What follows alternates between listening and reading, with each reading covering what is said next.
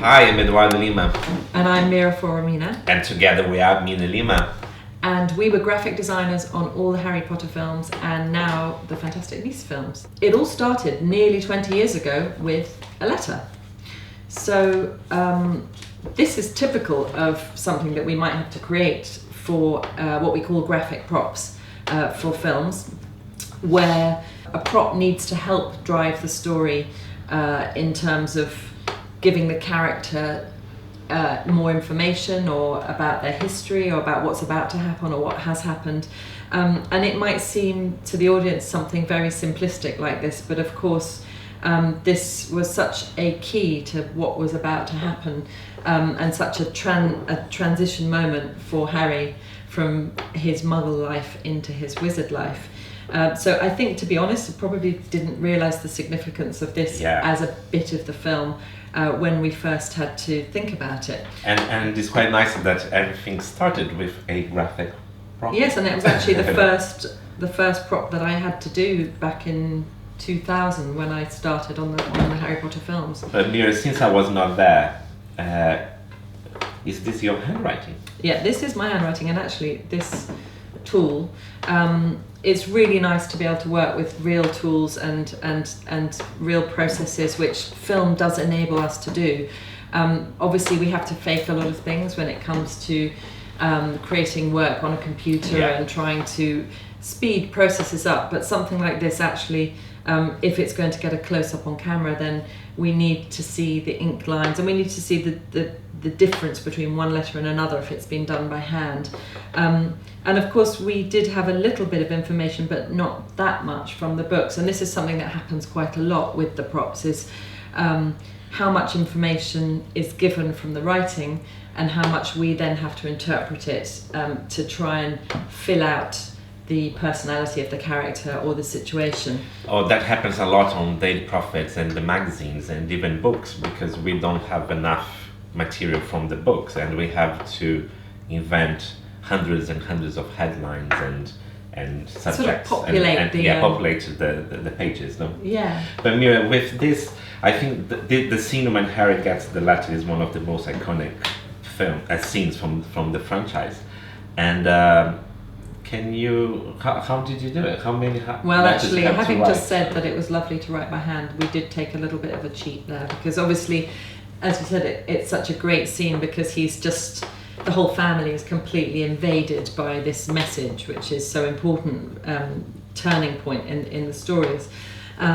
So we did have to work with the special effects team to create a much lighter weight version that could be fired at speed through, I think, hundreds per second through a pressurized machine in order to get, and obviously this is fairly heavy, and clumsy with the actual seal on the back.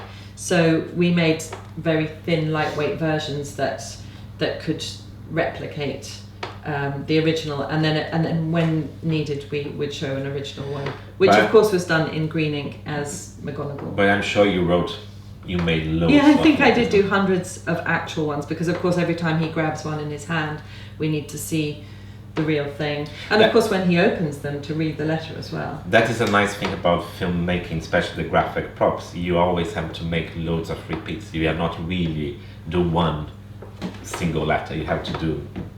Yes, 30, the letter's 50. not such a great example because there were lots anyway, but if you see the Marauders map once, know that there were probably another 10 that had been made for that scene in case it gets wet, in case it's folded, in case it's being filmed in a different part of the country on the next day. So all sorts of technical... And of course now with the Marauders map, Harry folds the map and put his in back pocket. So there is like 3 maps just folded for him to do that. So another example of that was Tom Riddle's diary. Of course we see it in so many... that was... It's only one diary, but of course you see it in so many different states of lettering and the ink kind of exploding on the page. So graphic designers on films will have to analyze the script quite carefully to see what's needed in the storytelling and the when and how it's going to be shot, so that they can provide enough of these finished pieces in all the different stages for the shooting crew.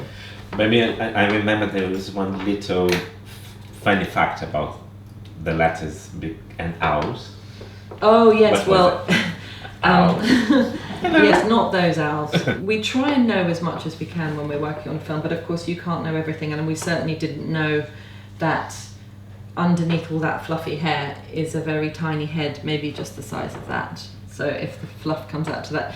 So when I gave this to the owl handlers for the owls to carry in the scene when they're flying into Privet Drive, I very quickly was told that that was too heavy for an owl. So then we had to do lighter weight. So we had the lightweight ones for the special effects scene, but we also had special, slightly smaller, skinny ones for the owls to carry.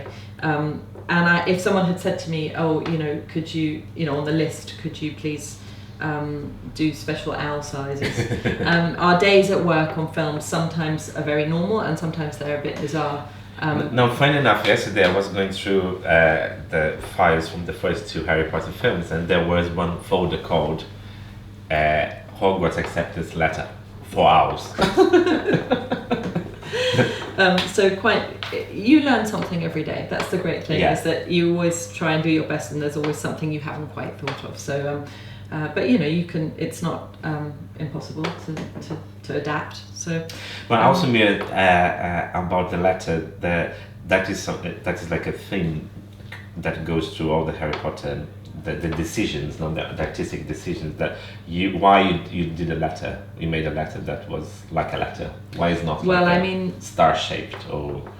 I think it's really important, and it was very much coming from the writing as well, from the books, that the information that the audience receives is very related to reality, and I think that's what draws us all in.